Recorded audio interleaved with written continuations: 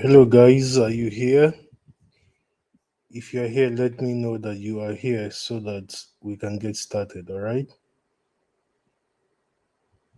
If you can hear me, just drop a comment in the comment section below, and we are going to get started very shortly.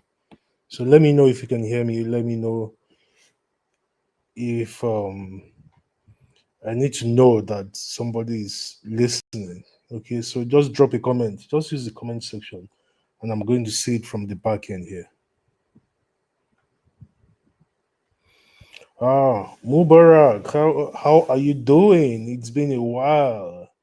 I hope you're doing great.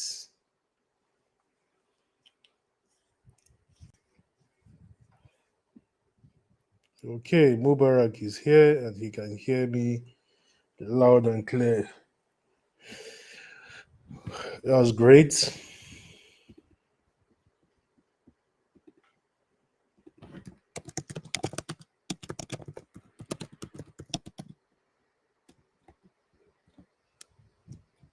So I'm going to wait maybe another 5 minutes to have a lot more of our friends join the live stream. Ebenezer is here also. Hi, Eben. I hope you're good. Bambi Dele is here. Oh, this is good. This is good. I'm seeing a lot of familiar faces. I'm seeing a lot of familiar faces. Yes, Mubarak, I am doing great. I thank God. I've had a lot of health challenges over the last 4 or 5 years, but I'm here. God is good, so we are here. So we'll wait maybe another 5 minutes. Okay, maybe not up to 5 minutes, but another 3 to 4 minutes, and then we are going to jump into it. Okay, so a little bit more patience, and then we'll start. Hi, Chisom, how are you doing? It's good to see you. It's good to have you here. So another 3 4 minutes, and then we're going to start.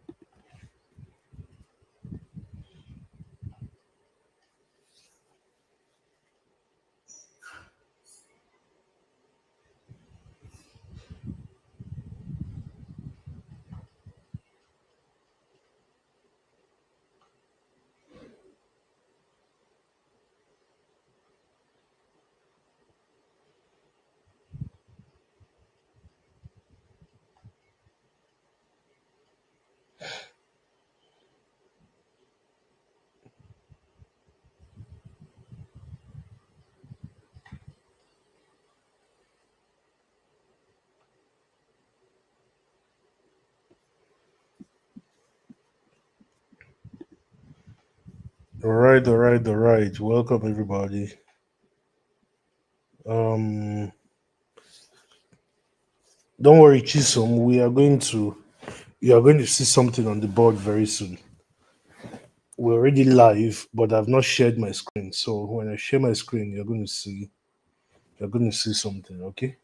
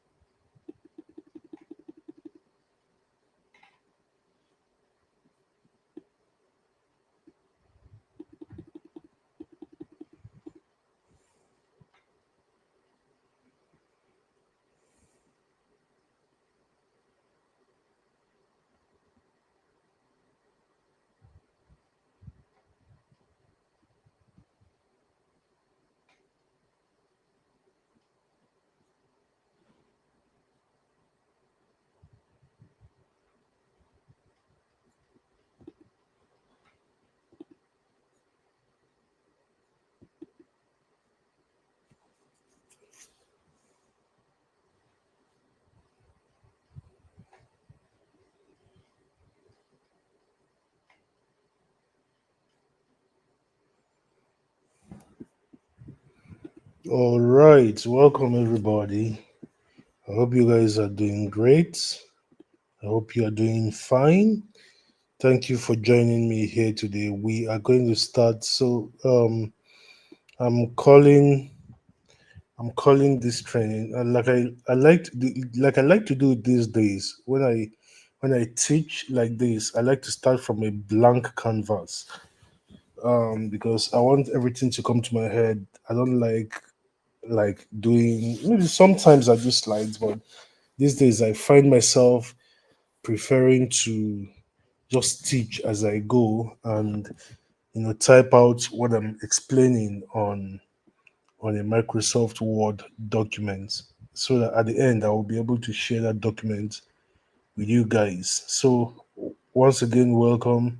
Thank you for being here, all of you. I deeply appreciate it that you take out your time to come learn. So today we're going to talk about how to write kick-ass ads.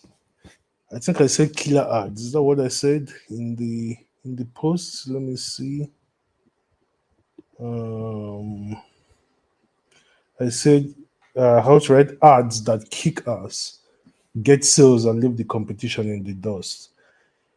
Now, the reason why I decided to do this class is because it is very important. As marketers, as business people, as people who are entrepreneurs, most times, most times, our first interaction with a prospect is through our ad. I'm sure most of you, if not all of you here, has ads. How many of you have ads that are currently running as we speak? How many of you have adverts that are running as we speak right now? That is, the ads are live, either on Facebook or on YouTube or on Instagram or on LinkedIn, anywhere. How many of you? Just say, just say yes or no. You have an ad that is currently live. Just let me know, yes or no.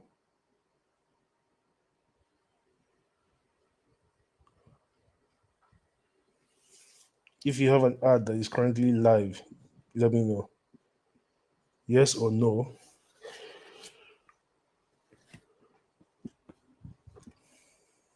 Okay. Deji says I. Good. Okay. Blessing says I. That's great too. Um, two different Facebook accounts. That's great. That's great. Who else has an ad that is currently live as we speak?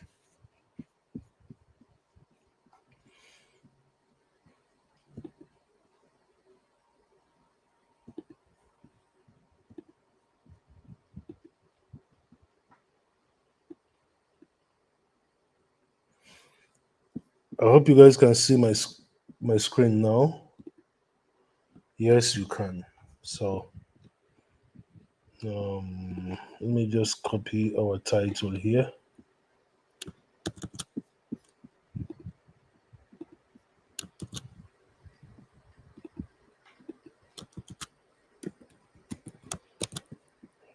So this is our working title today: how to write ads that kick ass, get sales, and leave the competition in the dust. Because I'm sure everybody wants to have an ad that kick ass. So Mubarak says no. Chisom says yes. Okay. So let's say maybe about 90% of you have ads that are currently running. So if your ad is currently running, are you getting convert? Is it converted? When I mean converting, is it profitable?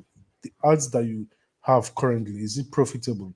If you said yes, that you have an ad that is currently running, is that ad currently profitable? Let me know. And if it's not profitable, let me know also. It doesn't matter. We are going to fix it tonight.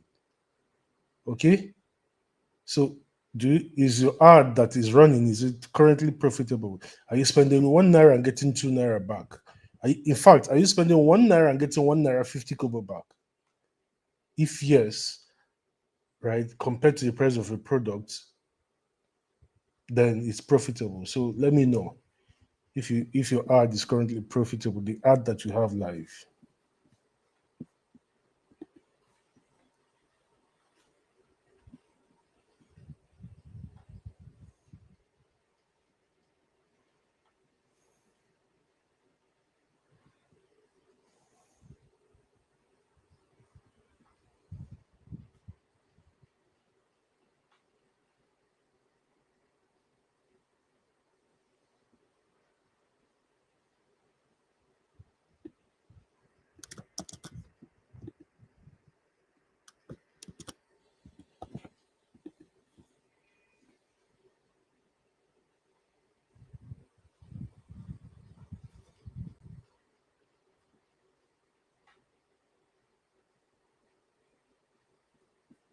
Okay.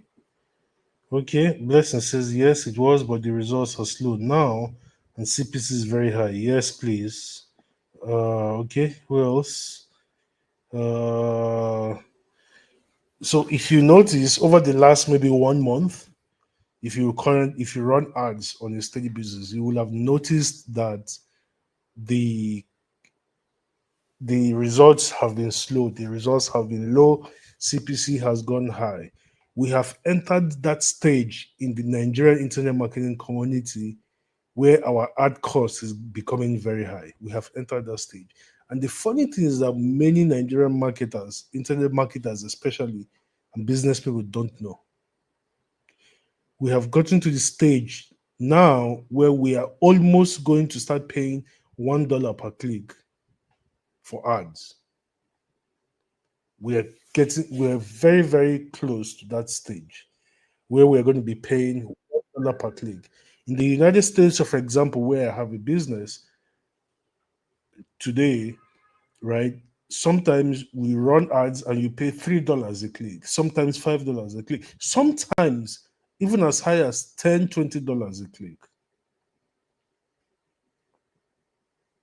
right? Now, if you notice, your CPC is probably around 60 cents, 80 cents. If you do not figure out very, very quickly how to write ads that will enable you lower your CPC, or at the very least, even if you don't lower your CPC, it gets you a high click-through rate and high conversions, you are not going to be making a lot of money very, very fast.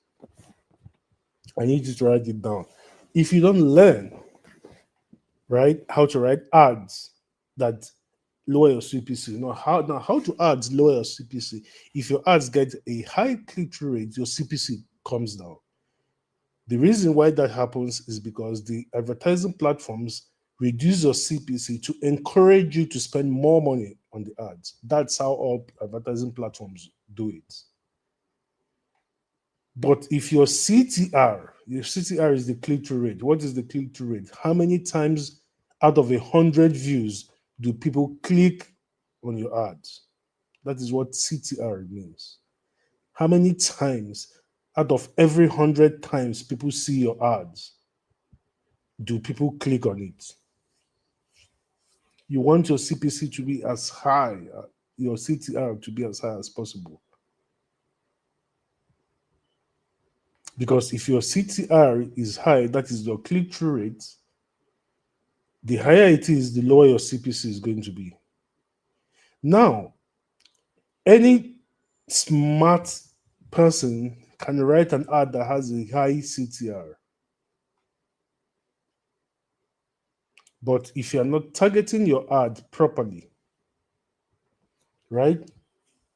If you're not targeting your ad properly, if you are not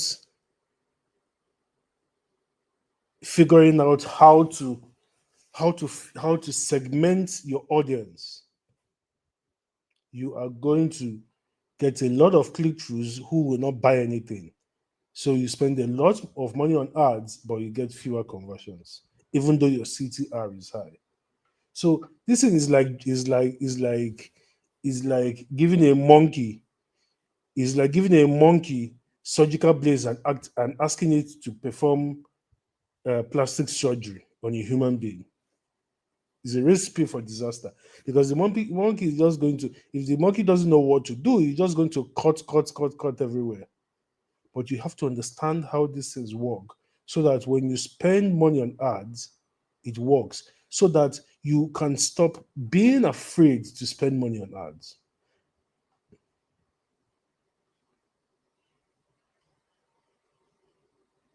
Because with this knowledge, you will be willing to spend as much money as you can. For example, personally, I don't mind spending money on ads. It doesn't bother me because I know I'm going to get profitable. I know 100% that I am going to get profitable.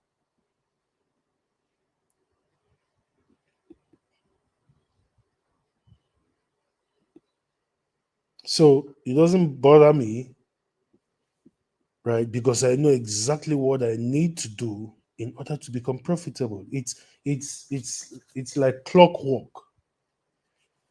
So these are the things that I'm going to show you how to do today. So I would like you to pay attention, attention, right? Because I'm going to be delving into a lot of things today that will absolutely blow your mind. Okay? So the very first one, we discussed this the last time, and I want to go over it again. Um, and please don't roll your eyes if you hear what I'm going to say next and say, but I already know this before. Because this is the biggest issue with business people.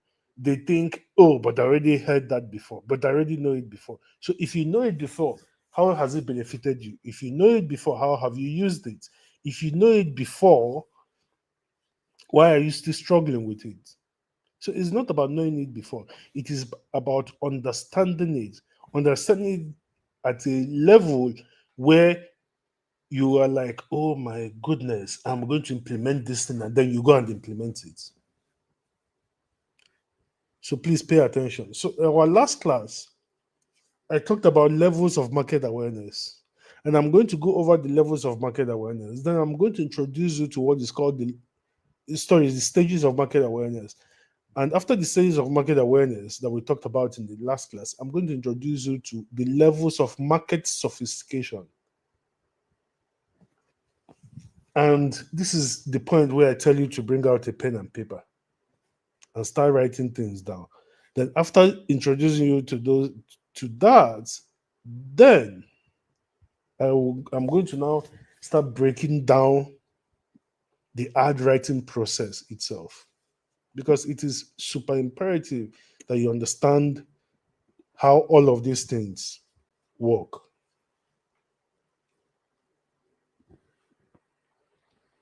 Right?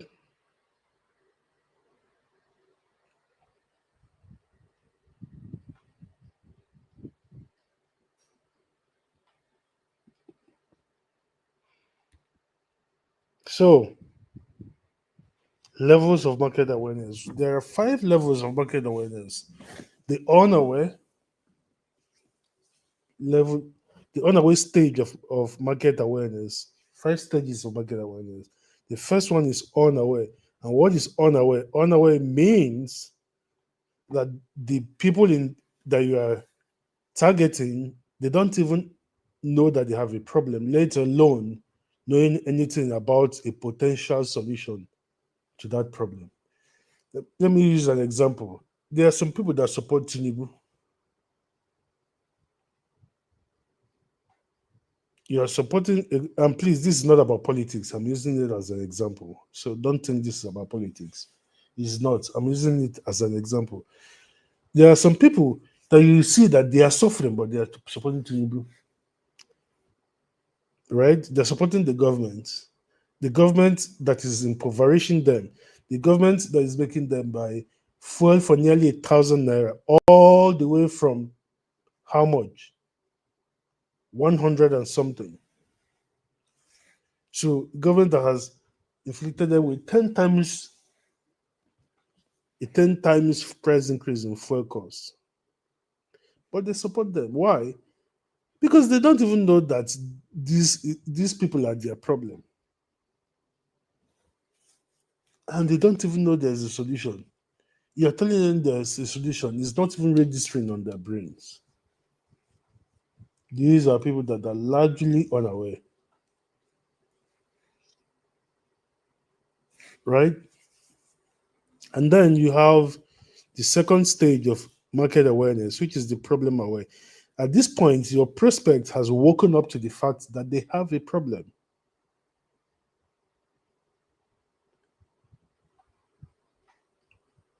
right? And at this stage, they're asking a lot of questions about that problem, a lot of questions. And then the next stage is that your prospects are now looking for ways to solve that problem. Now they are solution aware. They're becoming solution aware. They're now exploring potential ways to fix that problem or satisfy that desire that they have. And then finally, we have product aware. Now they have gone beyond the solution stage to start looking for a product. And then we have the most aware. The most aware are people that they've either bought from you before or they are very, very familiar with you, even if they've not bought from you before. This is the highest stage of market awareness. And what I do is that I tell entrepreneurs, please, for God's holy sake, if you are going to start a business, make sure that you start a business with a well-defined market that is already spending money to fix a problem. So that when you want to sell something, right, you are focusing on people who are either problem aware or solution aware or product aware. I do not want to start a business targeting a market that is not among at least one of these three. I don't want the unaware prospects. It is very expensive to sell to people who are unaware, and many of them enjoy the fact that they are unaware, like Tinubu supporters, right? They enjoy the fact that they are unaware. And I really don't care so much about selling to people who are most aware. Why? Because if I get people who are problem aware or solution aware or product aware to buy my products, I can push them to the stage where they become most aware because now I have them as customers. If you take care of your customers very well, they become most aware about you and your solution, and they will always buy from you. It is guaranteed. So you have got to look at your product and say, where does my target market fit? Because you have to understand the stage of market awareness is about your target market. It is about your target market. Problem aware, solution aware, product aware, right? In fact, I will even say that you sell it only to people who are solution aware, which means that they are already looking for a solution to the problem, or people who are already product aware. They're already aware that there are several products that solve this problem. So they're looking for the best one that solves it for them, right? So these five levels of market awareness, you have to take your product and ask yourself very, very sincerely, because this is business. This is not a time to be sentimental about anything. So you've got to ask yourself, so where does my market or where does my product or my service fit in these five levels? At which stage does my product fit? Which market segment does my product fit? Is it problem aware? Is it solution aware? Or is it product aware? Because it's going to help. Once you have decided and determined that, then what you are going to do is that you are going to write it down. And then we'll move to the next part, which is understanding markets, the level of market sophistication of that target market. What level of market sophistication are they at? Now, what is market sophistication? Market sophistication is how much or the level of degree that your target market has been marketed to.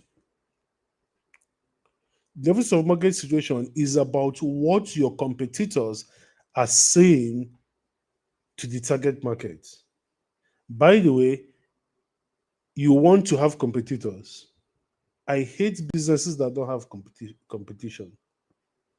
I hate businesses that don't have. I was talking to someone last week about this, and I was telling him this, and he said, "Oh, what are you talking about?" But when Uber started, Uber didn't have competition. I said, "What the hell are you talking about, man?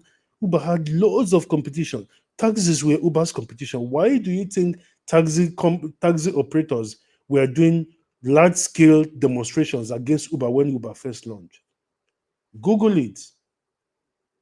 Taxi unions abroad, in many cities, in many countries, they were doing demonstrations, street demonstrations against Uber,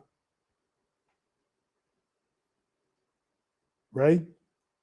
So taxis was Uber's competition.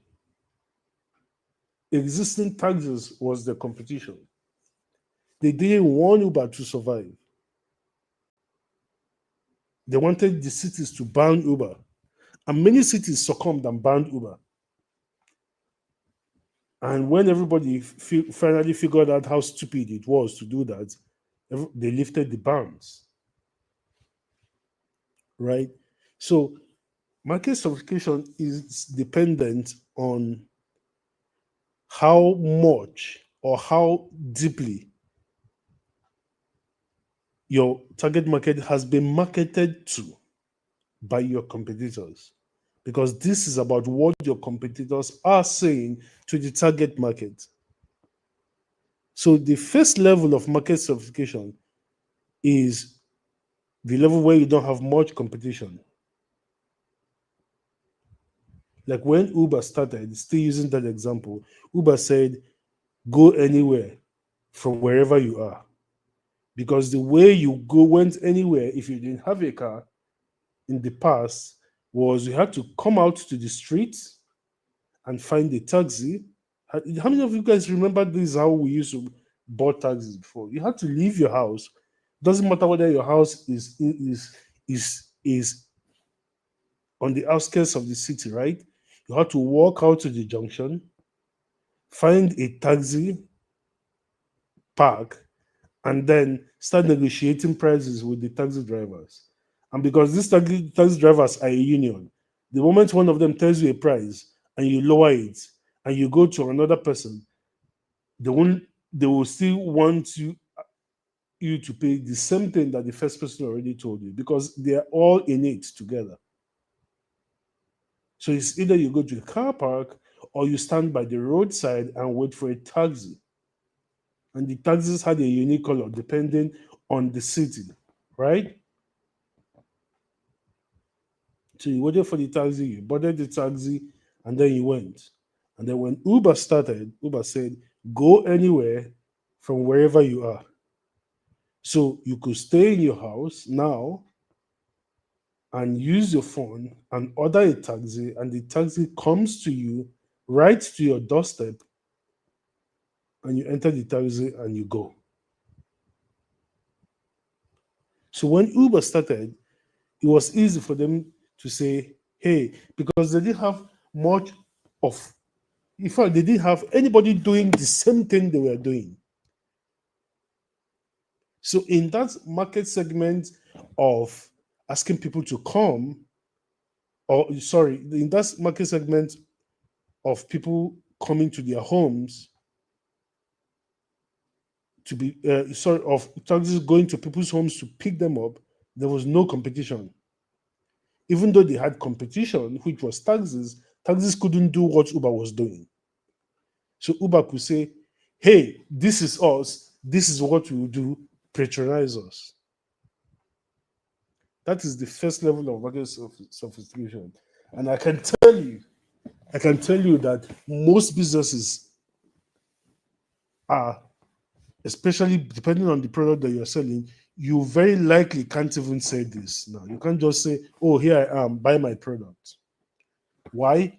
Because you very likely have competition. And remember what I said before, that I like businesses that have competition. Why? Because competition proves to me that there's money to be made in that section.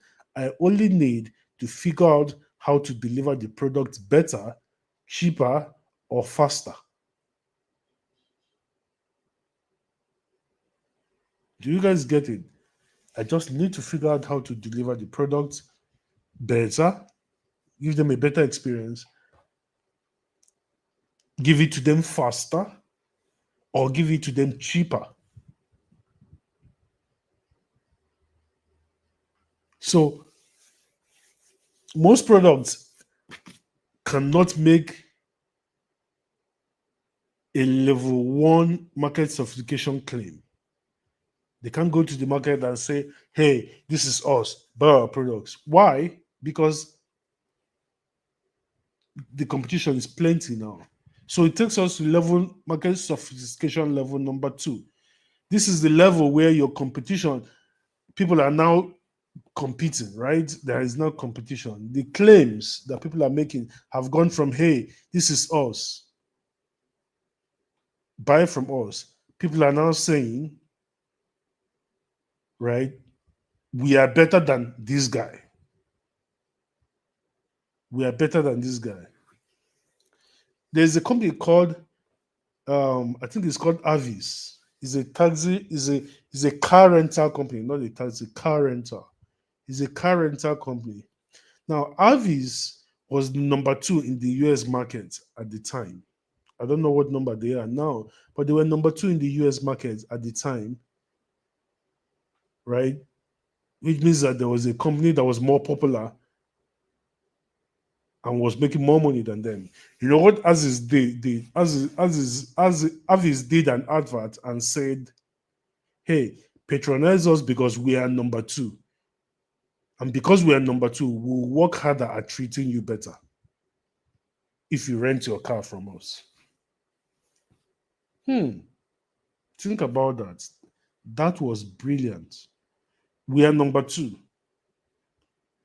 So try us because we work harder at treating you better.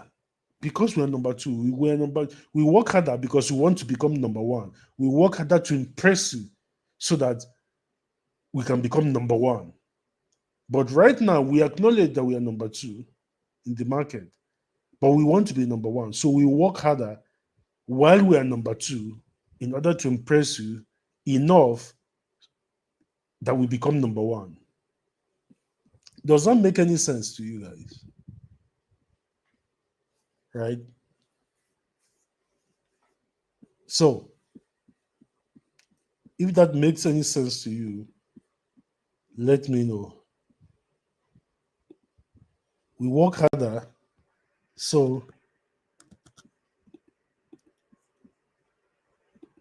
come to us because we work harder. Makes a lot of sense, right? This is because there's competition and the competition is growing. Now, when there's a lot of people saying, "Oh, we are better than this," when everybody's saying, "Oh, we are better, we're better, we're better, we're better," right? The competition is too much. That's when you now go to market certification level number 3, which is the unique mechanism. That is where you start explaining how your product or your service works. And ladies and gentlemen, if you notice, because I have to say this at this time, if you notice, right? If you notice,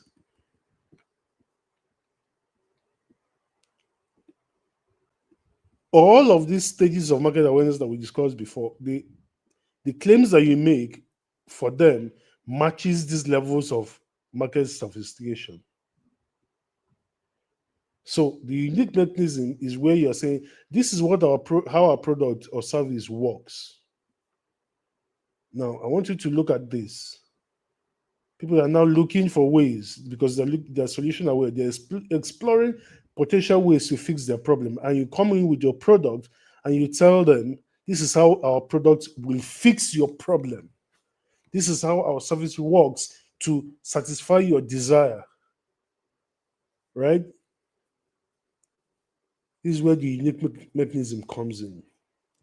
And I'm telling you, this is where I believe that everybody should start creating their ads from a unique mechanism perspective. Because When you can explain how your service works or how your product works to do the thing that it does to fix the problem, to provide the solution, right? To fix the problem, to provide the solution, right? To differentiate itself from other products, then people are going to pay attention. But then there's level 4, which is where you take out your competition, right? You elaborate and amplify the unique mechanism, right? So, but let me explain the unique mechanism a little bit more. So the unique mechanism is the specific way your product works. So let me use an example, guys. Right? I sell a supplement that is a gummy. If you sell health supplement, you notice that most people in Nigeria sell teas, right? Most people in Nigeria sell teas. Some sell tablets, some sell capsules. But when I came in, I said, I'm going to do gummies instead. You guys know what gummies are? They are chewable and they are sweet. So I said, look, if you hate taking drugs, if you hate, right, all the bitter products that don't even work, I have a solution for you. It is easy to take, it is easy to test. You can chew it, you won't even know that you're taking anything. You see, that is a unique mechanism. How the product works, how the product is. And I say that chewing is better because when you chew it, right, it can get to work a lot faster. It doesn't go to your stomach and stay there and wait to dissolve. It enters your bloodstream a lot quicker and it begins to act a lot faster. That is unique mechanism. The unique mechanism gives proof to your claim. So you use it to explain how your thing works to deliver the result that your target market is looking for. So, but of course, at some point, everybody in your market, every competitor will start claiming that their product works a certain way. Everybody will start having their own unique mechanisms. When that happens, that is when you now move to stage 4. This is when you now say, hey, everybody's product is bad, my product is better. And this is why. And then you tie it to a specific kind of person. Have you guys seen Samsung adverts? You see, if you've seen Samsung adverts, you will notice that Samsung makes fun of Apple products, right? In their adverts. A lot of times. Because the truth is that Samsung products are miles. I don't care whether you use Apple iPhones. I have used an iPhone before and I use Samsungs now. And I can tell you for a fact that many of the features that Samsung phones have, iPhone users get it 2 years later and start shouting like it is the best thing since sliced bread. And then we that use the Samsung phones, we're looking at them like, what are these ones talking about? We've had this thing, we've been using it for 2 years, right? Has any of you noticed that? Has any of you noticed that? Maybe you have, right? Maybe you have. So at stage 4 is where you basically say, hey, we are better than our product is better than the competitors' products. And here's how our product is better, right?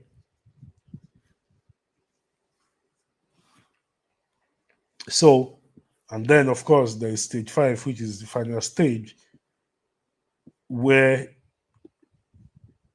like your product is already known, right? Your product is already an icon product. It has become iconic. Everybody knows Samsung. Everybody knows iPhones, right? iPhones appeal to a specific kind of person. Samsung phones appeals to a specific kind of person, right? The product, the you can't use unique mechanisms now anyway. The benefits are kind of redundant, right? Because at this stage, nobody cares about advertising anymore now. At level 5, is branding is what is more important. The companies that are running adverts are now focusing on pushing their brand name and getting their name out there because the products are now already known, very, very known in the market. Everybody knows Samsung, everybody knows iPhone, everybody knows MacBooks, right? Everybody knows Windows laptops, everybody knows Toyota cars, right? If somebody says, hey, I want to buy a car, I have a 10 million naira budget, I want to buy a car that will not spoil every 10 days, that will conserve fuel, which car do people first mention? What car do people first mention? Can you guys tell me in the comments? Somebody says, I have 10 million and I want, suggest a car brand that I should buy that is economical to maintain and economical with fuel. Which car comes to mind first? Which car brand comes to mind first?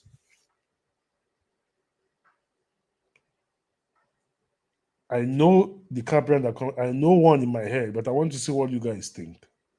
Which car brand comes to mind first? Let me see the comments.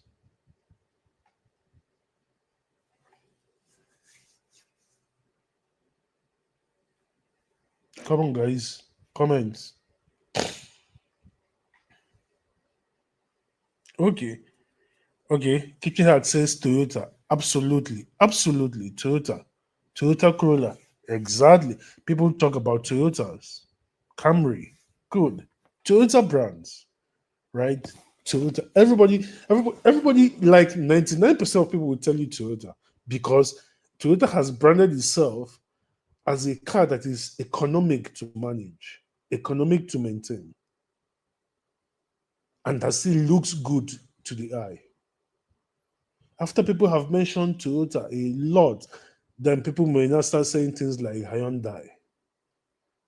Maybe some people will now say Honda, but Toyota has used branding, and Toyota doesn't will not come and tell you, "Hey, our car uses is a V6 engine." It starts talking about unique mechanism because the stage where they said that has passed. They are not saying it again because they have said it. Everybody is saying it. Everybody has saying it. So the market doesn't appeal to the target market anymore. Now it is the branding that appeals to the target market, and the branding is what the product is known for. What is the product known for? That is where the branding comes in, right? So at level 5, companies spend more money on the branding and making sure that people know them for one particular thing. Okay, so we said that if you are going to focus on a market, right, you want to focus on a stage of awareness. You want to focus on solution aware and product aware. And then for market sophistication, at the stage your businesses are right now, you want to focus on level 3 and level 4, right? Level 3 and level 4. That is where you want to focus on. Now have bearing that in mind, let's now talk about how to write your ads proper. Now, here's the thing about ads. Ads are about getting what? Ads about what? Getting attention. Attention. Okay? Ads are about attention. If you have attention, you want to write your ad to get attention. So that's what your ads are about. But guess what? I mentioned it earlier when I was talking about CTR. Attention without intention will simply get you curiosity, people who will just click. So you don't want to write ads that get attention but don't have intention. But if you write an ad that gets attention and that attention also has an intention, then you have a buyer. Because before anybody buys anything, they have to be looking for a solution. So what it means, you see, that's why I said you have to focus your product towards people who are solution aware and product aware, right? Because before anybody buys anything, they have to be looking for a solution. Nobody spends money if they are not spending it to solve a problem or to gain something. So what it means is that your product or the service that you're selling is nothing more than a solution to a problem. Full stop. If the product that you are selling right now is not a solution to a problem, change it. Period. Otherwise, you are going to struggle real bad. I used Uber as an example before. People hated taxis. I know that I hated taxis. I know that me, I hated taxis. And I wasn't the only one. I know many of you here watching, you hated how taxis used to operate. I just explained it before. You have to go and go leave your house, walk to the streets, stand by the roadside, or if you can't find on the roadside, then you're now forced to go to the taxi park, and they will charge you exorbitant prices and act like they are doing you a favor, right? So if your product is not providing a solution to a problem, change it. Uber was providing a solution. Uber removed the need for us to go and stand by the road to get a taxi. We sit down in our house. We call the taxi. The taxi will come to our house and meet us. In fact, sometimes we will still be taking our baths and the taxi will be waiting for us. Right? So Uber solved that problem. That's why Uber blew up. And then, of course, success attracts competition. So now competition entered. And there's Easy Taxi, and then there was Taxify, and then there's all the plenty ones now. Can't even remember all their names, but there are plenty now.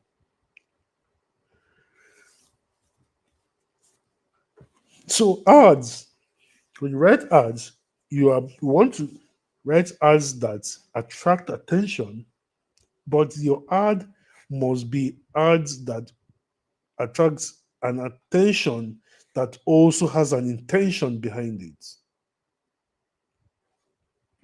It is very, very important that you understand these guys, right?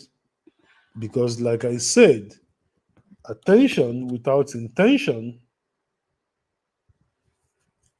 is just you getting people who will click. So, if you have a lot of clicks on your ads right now, but nobody is signing up, nobody's visiting your page, or they visit your page and they bounce. How many of you even know how long people stay on your page, on your sales page? How many of you know?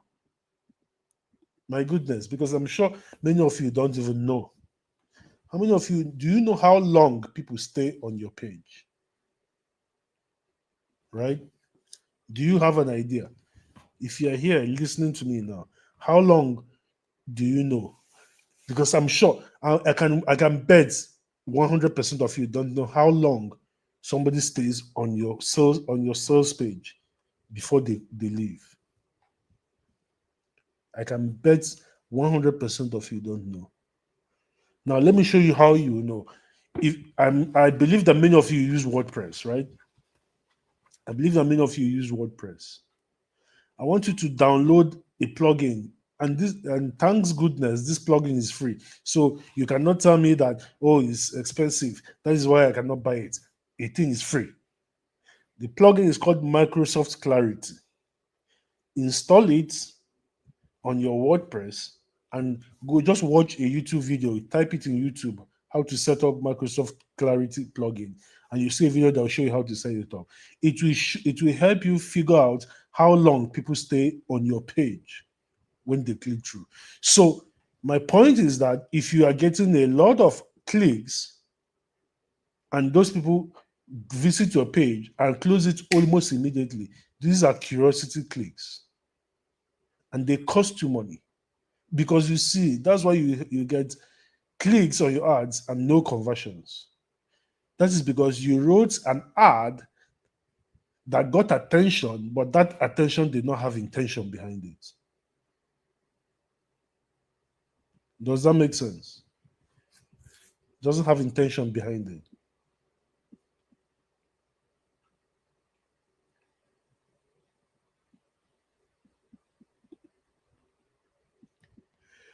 So you want to make sure that you are writing ads that have attention behind them.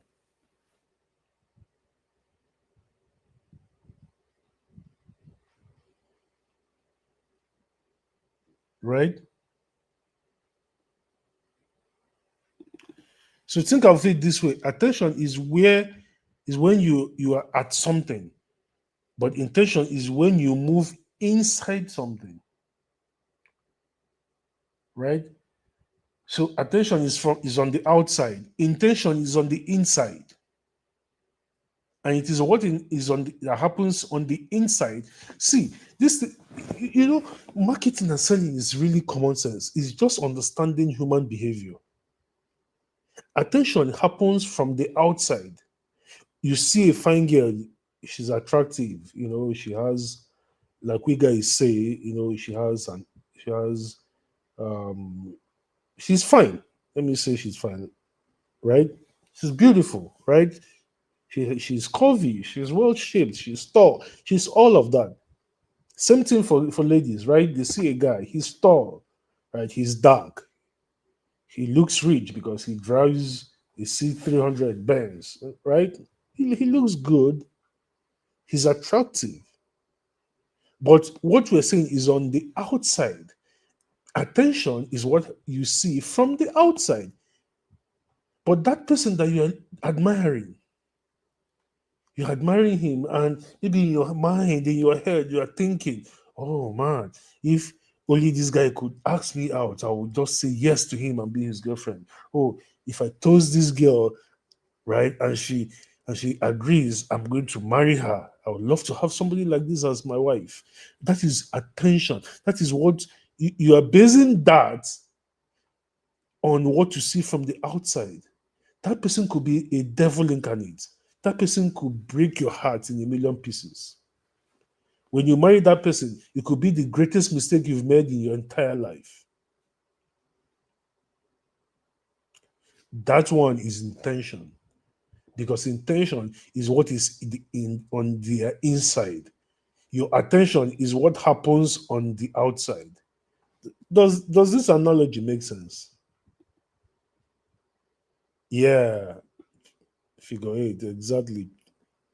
Pism. That's what it's called. I was looking for the word, right? So attention plus intention is what you want, because it is when there is attention on your ad and that attention has the intention, is genuinely looking to solve a problem, because that is what the intention is.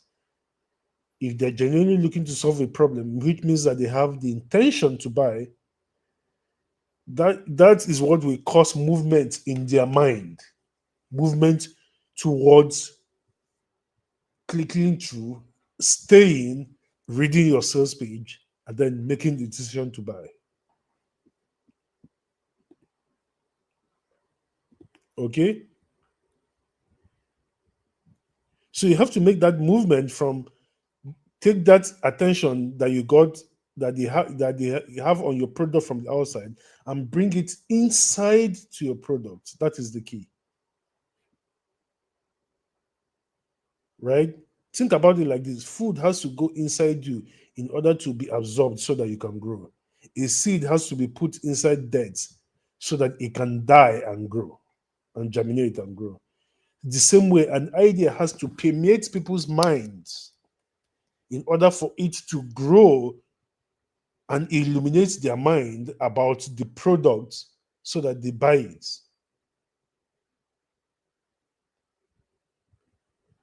Which means that your ad has to go into their mind, and start doing the work to convince them from there. But guess what? The human mind is human. Our mind doesn't want to be open. It doesn't open up easily. That's why many people, you see many marketers, in order to open up the mind, what do? They lie. They hype.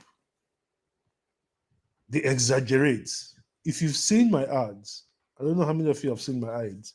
If you've seen my ads, you may have seen my ads, but you probably don't even know they're my ads, right? My ads don't exaggerate. My ads don't hype. In fact, anytime I hardly sell how to make money anything. But even when I do, I don't use screenshots. I don't say this is how much I've made. I don't do that. I don't care. I don't mind because I know exactly what to say to get the people's mind and attention on my product without using all the plenty things. And I'm not saying using those things are not good. You should use them. But my level of mastery has gotten to the point where I don't have to use them. Right? So, in order to create movement towards your product, towards purchase for your product, you have to work on the mind. And like I said, the mind doesn't let you in easily because the mind is closed. And I don't want you to be the person that lies. I don't want you to be the person that hypes. Because when you lie, you will make silly mistakes and you'll be caught and you'll lose trust. And trust is the worst thing to lose as a business person. Also, don't hype because hype is the brother of telling lies. In fact, hype is one step away from lying, right? Don't exaggerate, don't hype. So, how do you not do that? How do you get into someone's mind with your ad to create intention? You do it using three ways. There are three ways to do it. You use questions, or you use statements, or you use stories. Questions or statements or stories. You ask questions, right? That's why questions are why I like quiz funnels a lot. And I'm going to teach you guys about quiz funnels, how to set it up in some other training, not today, because we don't have all the time to take all of that, right? But I'm going to show you guys how to do that another day. So statements are like a true or false model, right? But I don't like statements so much because statements require your market to be at the level, to be at the most aware level of awareness. And I don't want to sell. I like to target people who are either solution or product aware, right? But questions work very well. Stories work very well, right? But even better, right? You want to ask questions, right? You want to ask questions. And what are the questions? You want to you add to ans- to Ask the questions of why, what, and how. Why, what, and how. Questions. Why, what, and how.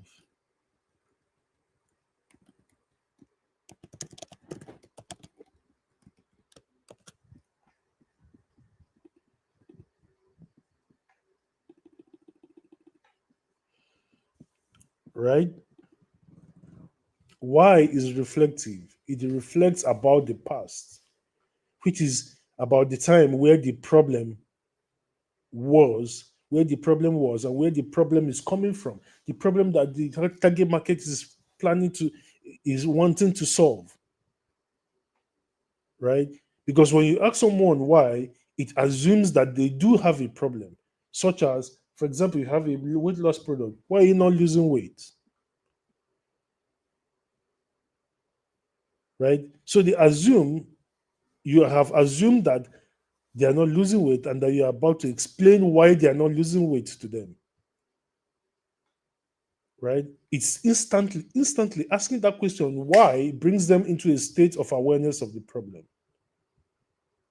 Why are you not getting clients? Why are you not losing weight? Why are you waking up to pee 10 times during the night? Why? If you put a why into somebody's mind, they won't say, oh, but I'm not fat. If they are fat, they say, oh, yeah, I'm fat. And he's about to explain why I'm not fat to me. So I better listen, right? So and guess what the great thing about asking a why question? When you ask a why question, everybody who, for example, if I'm selling a weight loss product, I say why 30 million Nigerian women are fat. Everybody who is fat is going to read my ad because they want to know why. Why 30 million Nigerian women are overweight. 90% of them haven't even heard this reason before. Now, will it make people read the ad? If that's my ad's headline, of course. And guess what it's going to do? It's going to attract all the fat people to click on the ad, and it will instantly eliminate all the people who are not fat because I don't want them clicking on my ad. Does that make sense?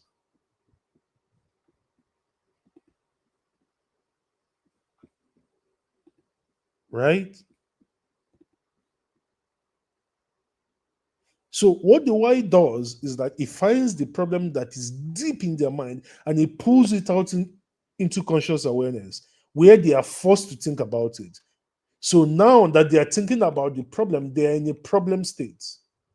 And once they're in a problem state, because of the why question that we put in their mind, we now have to move them from that problem state to a solution state. You see how the ad does these things on the ground. So we can put people in a problem state and take them immediately from that problem state and put them to a solution state. Because now they know that they are thinking about the problem because I have brought it out using a why question. We now have to move them. And the movement is your solution. The movement is the solution. And the solution can now be presented as an idea. So they have to buy into the idea of the thing first before the thing. Right?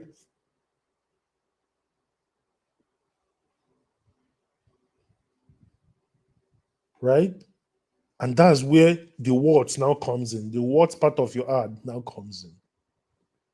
The what is the structure, and the what represents your outcome. What is the value that will happen when they are aware of the problem? Why are you not able to lose weight?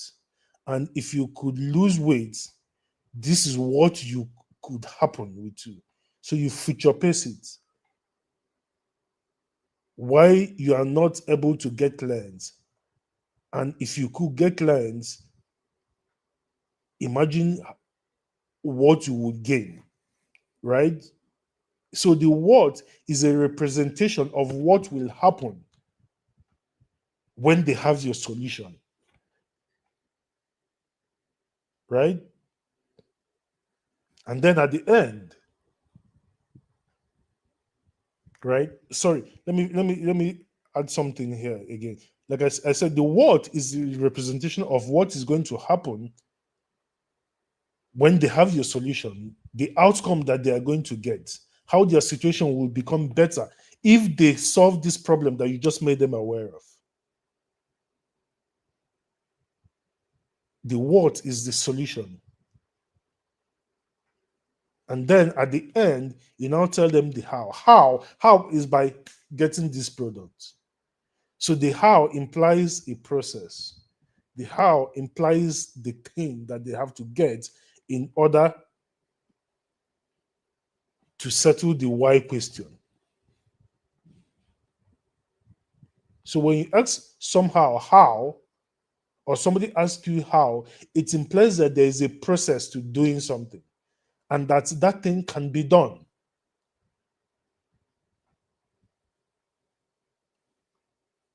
Why are you not able to lose weight?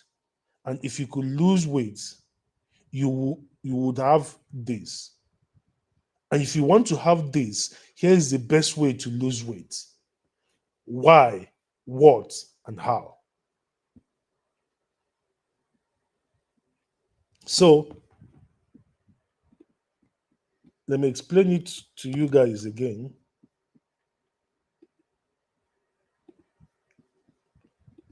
So let me break down this why word. So why, when asked, it finds the problem, it pulls them into awareness. So now they have separated from their environment, right? And instead of thinking about other posts, other ads, other everything, they are thinking about the problem. And then the what part of your ad now says what is the outcome that they are going to get by solving that problem. Because remember, people buy things for the outcomes they are going to get. And now say how to solve the problem, which implies a process or a sequence of steps. Sometimes it's multiple steps, sometimes it's one step. Buy my product. Right?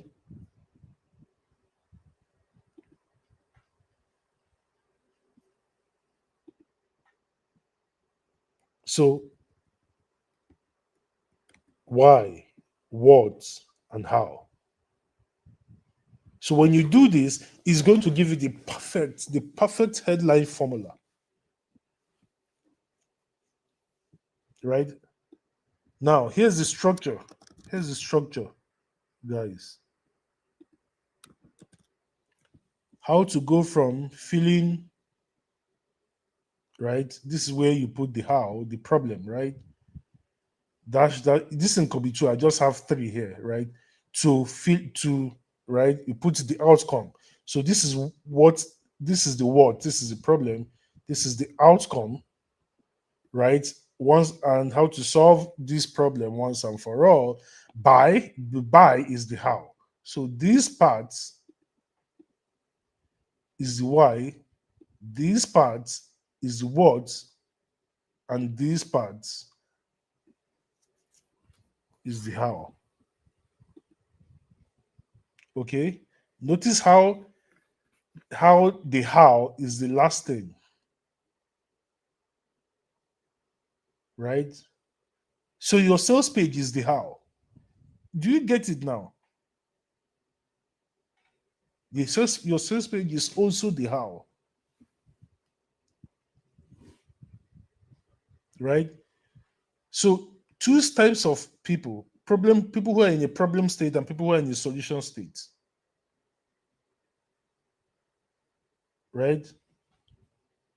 If you are not in a problem state, if people are not in a problem state, you have to put them in a problem stage by asking the why question. Because people don't seek solutions unless they have problems, and people don't buy unless they are seeking a solution. So you see how that thing works. People would not seek a solution unless they have a problem. So you have to use the why to make them aware of their problem, and they won't buy unless they're seeking a solution. And how do they seek a solution? By using words and how, right? So why activates the problem? How activates the solution state? Why, what, how? Why, what, how? Right?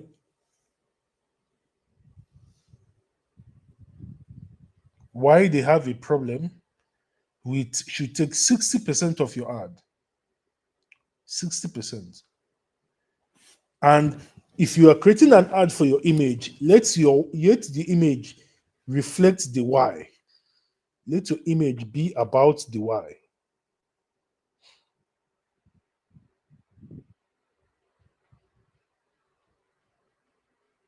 Right? Go to sites like pexels.com or splash.com, type in keywords for the emotion of the market that you are trying to sell to. The emotion as related to either the why or the outcome, not your product, or the emotion, right? Then at the end of the image, right, put like a black section at the end of the image and put the why question there so that it pops out on the Facebook feed or the Instagram feed or the YouTube video. They call it lower third on videos. So here's the ad structure, right? I'm just going to, I have this typed up, so I'm just going to copy and paste them for you.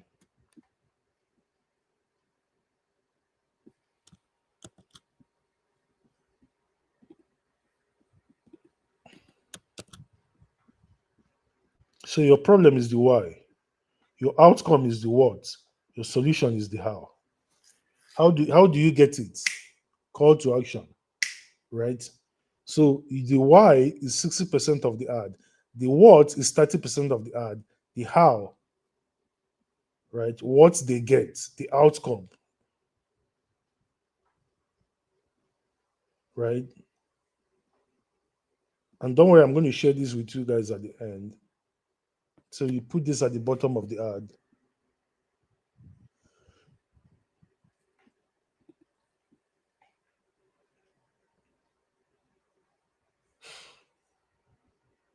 So I hope you guys are still understanding how this thing works.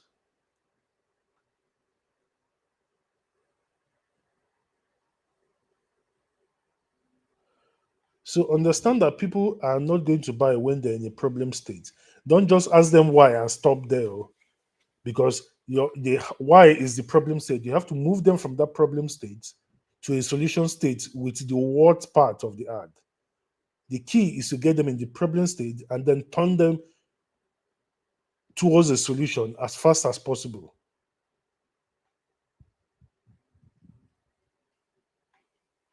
right? Because guess what? All your competitors are writing ads that are focusing only on the solution states. But most people, even though they want a solution, they are not aware enough of the urgency of them getting a solution. Some people are, but majority are not. That's why you want to make them acutely aware of the solution. Let me tell you, there's one ad that I don't know whether it's still running. In fact, I'm going to find, if I remember tomorrow, I'm going to buy a copy of Complete Sports. Complete Sports is a newspaper that was founded by my mentor, my late mentor, Dr. Ojagwase. And there was one guy that ran an ad inside Complete Sports for over, at least as far as I know, over 14 years. I don't know whether the ad, see, the guy is called Kolak Alagbo. I think that's what they call him now. Kolak. Kolaq. Guess what his ad said for that 14 years? Why 30 million Nigerian men cannot go more than one round. That was the headline. Why 30 million Nigerian men cannot go more than one round. I saw this thing. These guys were running this ad every freaking day. Monday to Friday, because Complete Sports published Monday to Friday. Monday to Friday for over a decade. I want you to try this. I want you to create a new ad. Don't stop your current ad. Just create a new one and follow what I just shared with you here now. Follow this. Problem why? Make your headline and the first part of the 60%, the first part of your ad about the why. Why Nigeria 30 million Nigerian men can't go more than one round. The reason why 30 million Nigerian men can't go more than one round is because blah blah blah blah blah. And like I said, if you're using a video or an image in the ad, make sure that it is about the why. Right? Then 30% the outcome, which is the what they get, right? If you want to solve this problem, this is what you need to do. Outcome. Outcome. And how do you do that thing that you need to do? That is the solution, the how. You do it using this product called blah, blah, blah, blah, blah. This is why this product works. Click here to learn more about it. Then they click and they go to your page where you now finish the entire page with the how. Because your sales page or your advertorial, if you're using advertorials like I taught you guys the last time, is about the how.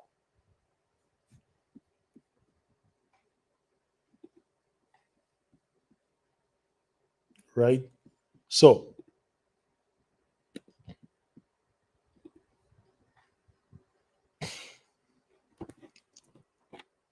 this is what you need to do. Most ads are just selling solutions. Start from the beginning. Start from put them in a problem state, and then before you take them to a solution state in your ads, you are going to see that you attract only the people that are most likely to click on your ads and buy something. And they will click with a lot more intensity because number one, your ad is going to look absolutely different from every other person's ad. Different. It will get you the right customers and then it will get you the sales that you want. And again, because of the way advertising platforms are now, advertising platforms have evolved. Don't use targeting when you're running your ads again. Don't use targeting again, guys. Please, please, please, please, please, and please. Don't start targeting again. It doesn't work anymore. I'm sure Deji will know a lot more about this. Go broad. Go broad. 25 to 65. And then watch your clicks, watch your stats. Watch your stats. See the stats that Facebook gives you. See the stats that Instagram gives you. See the stats that YouTube gives you.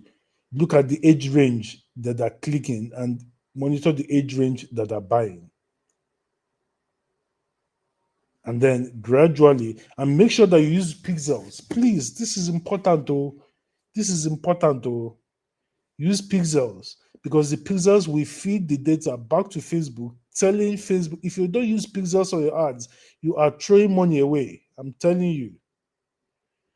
Make sure that the pixel fires at the others page, the other page, because it will tell Facebook the people who are actually placing an order. You're probably going to spend quite some money in the first week or the first 2 weeks, but from week 3, Facebook will now start showing your ads to those people that your pixel data is feeding them. Right? That's how you target these days. Right? So that is what you do. That's number one. Number two,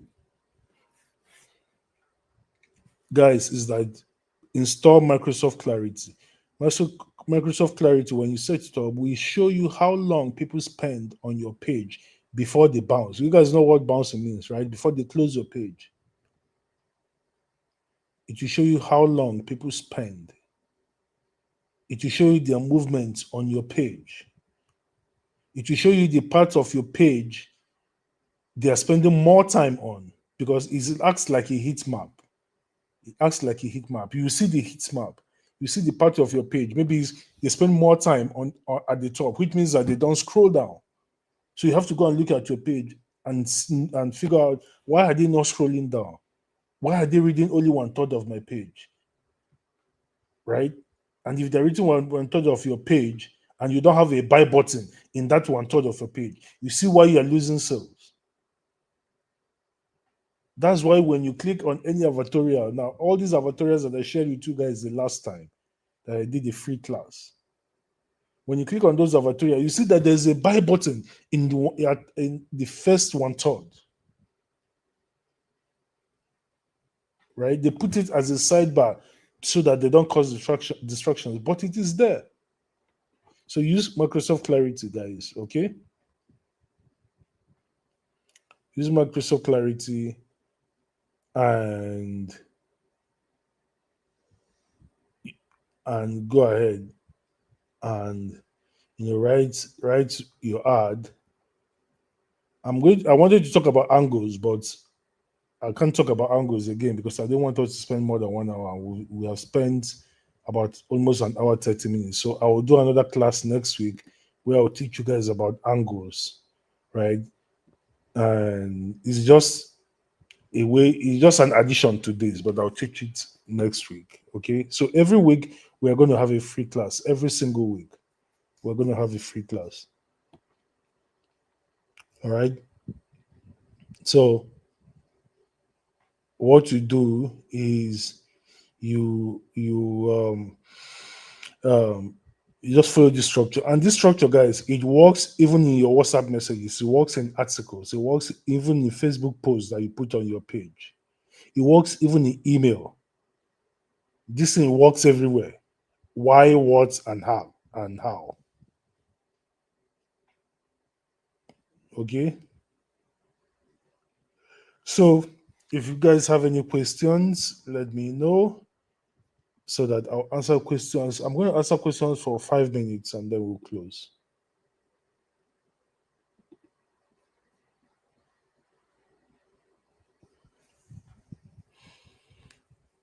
Hi, Ezekiel. I got your message and I'm going to respond to you tomorrow. I promise. Okay.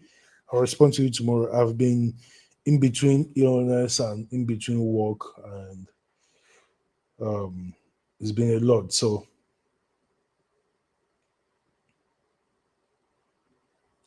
if you guys have any questions, this is the time to ask. If not, I'm going to close the class and then next week we'll do another session. Okay.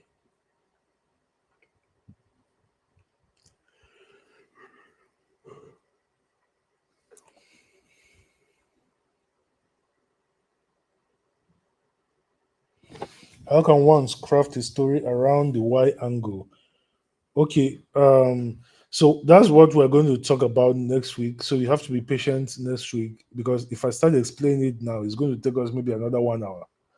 Okay, so next week I promise I'm going to discuss that. That's why I want to do the angles um, separate. I'm going to talk about how to craft the story. I'm going to talk about how to do all of that next week.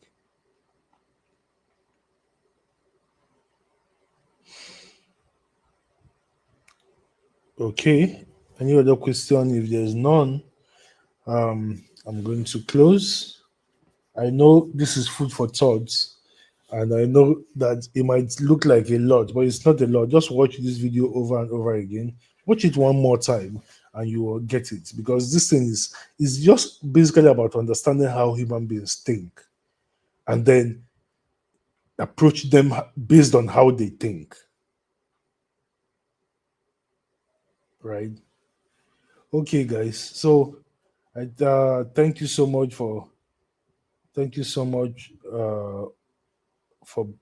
joining me tonight. There were 13 of you. I think about 5 people have left already, but I really appreciate every single one of you for being here tonight. Thank you, and I hope you learned a lot. In the group, please drop a comment in the group. Tell me what your biggest insight was tonight. What was the biggest thing you learned tonight? drop it in the group, and the Learn We Run Out group, and I will respond over there. So have a good night, everybody, and see you for next week's free session and class. Bye bye. Cheers.